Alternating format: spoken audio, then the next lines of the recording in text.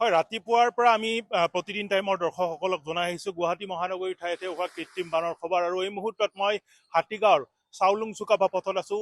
বিশেষকৈ হাতীগাঁও সিজুবাৰীলৈ যোৱা যিটো পথ, হাতীগাঁৱৰ পৰা যিটো সিজুবাৰীলৈ যোৱা পথ, সেই পথটোত আছোঁ। আৰু সেই পথটো একেই অৱস্থা, এজাক বৰষুণ দিলে এই পথটো জলমগ্ন হৈ পৰে, কৃত্ৰিম বানত বুৰ যায়। সম্পূৰ্ণৰূপে এই পথটো এই মুহূৰ্তত বুৰ যোৱা পৰিলক্ষিত হৈছে। সমান্তৰালকৈ এই অঞ্চলটো সম্পূৰ্ণৰূপে বন্ধ হৈ পৰা পৰিলক্ষিত হৈছে। অতি বিপদসংকুলভাৱে যিসমূহ লোক অহা যোৱা কৰি আছে, অতি বিপদসংকুলভাৱে তেওঁলোকে অহা যোৱা কৰিব লগা হৈছে।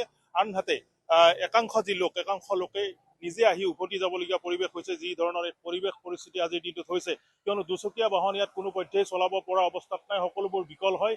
আনহাতে যি ৰিক্সা হওক বা ই ৰিক্সা হওক, সেই দুই এখন চলি আছে। তাত বাহিৰে কিন্তু অন্যান্য যিসমূহ বাহন আছে, সেই বাহনসমূহ সম্পূৰ্ণৰূপে বিকল হৈছে।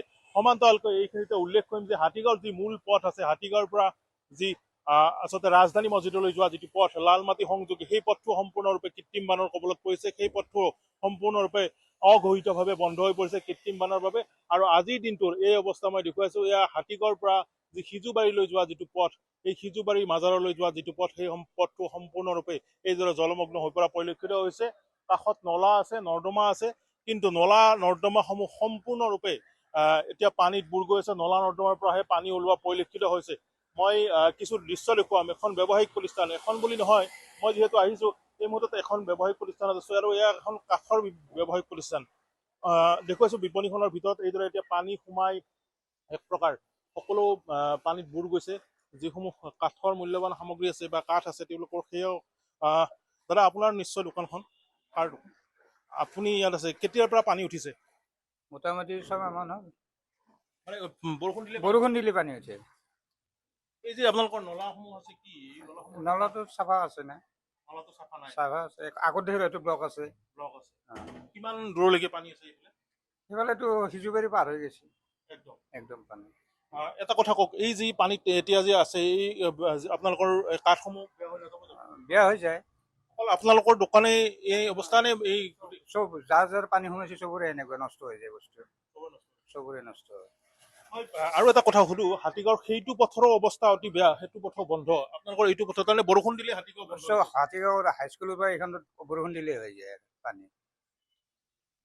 ইয়াৰ বাবে আৰু এটা কথা, এই যে নলাসমূহত যে আমাৰ যিকোনো সাধাৰণ লোক আছে, জাবৰ পেলাই, নলা বা বটল পেলাই, এইসমূহো কিন্তু ৰাইজৰ বাবে অসুবিধা। নহয় নহয়, ৰাইজেই পেলাই। ৰাইজে মানে 2-1 শ্ৰেণীৰ মানুহেই পেলায়, সকলো নেপেলায় নহয়। সেইসকলৰ বাবে এতিয়া কিন্তু সকলোৱে চবে জ্বালা খাই আছে এতিয়া পানী। যি একাংশ লোক আচলতে যি অদায়িত্বশীলভাৱে তেওঁলোকে নাগৰিক হ'ব নোৱাৰি, এক প্ৰকাৰ তেওঁলোকে নিজৰ যি অৱস্থা। বাইদেউ, ক'ত যাব আহিছে এতিয়া? ক'ত যাব? কলেজত যাব। এই অৱস্থাটো কি বৰষুণ দিলে হয় নেকি? বৰষুণ দিলে, অকমান বৰষুণ দিলে, আধা ঘন্টাও নালাগে, বৰষুণ দিলে পুৰা আধা ঘন্টা বৰষুণ দিবই নালাগে, গোটেই এইখিনি একাঠুকে পানী হৈয়ে যায়। ঘৰতো পানী উঠিছে? ঘৰত আমাৰ নাই উঠা বাৰু, আমি 2nd ফ্ল'ৰত থাকো, কিন্তু আমাৰ বাউণ্ডাৰী কম্পাউণ্ডত তলৰ গ্ৰাউণ্ড ফ্ল'ৰৰ ৰুম কেইটাত গোটেই ভৰি গৈছে। এইটো অকল বৰষুণ, এজাক বৰষুণ দিলে কাৰণে এই অৱস্থা? এজাক বৰষুণ, 10 মিনিট বৰষুণ দিব, হাতীগাঁও মানে ডুবি গ'ল আৰু, সিজুবাৰী অঞ্চল ডুবি গ'ল আৰু। কিমান দিনৰ পৰা এই অৱস্থাটো? বৰ্মন, আমি হিমাংকৰক ধন্যবাদ জনাইছো।